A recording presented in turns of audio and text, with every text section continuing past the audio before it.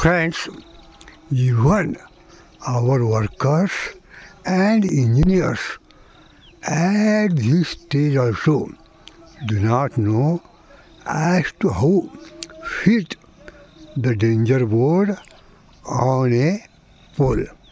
As a matter of fact, the danger board shall be facing the road. But here exactly it is turned by 90 degrees.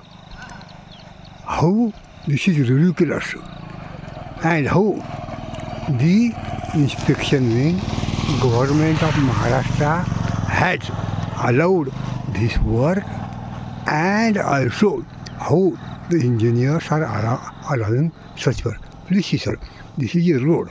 As a matter of fact, this danger board should have been facing the road, not like this.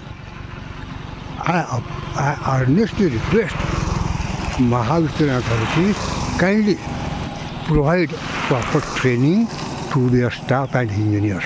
Thank you. Myself, Ramdas Kallagare.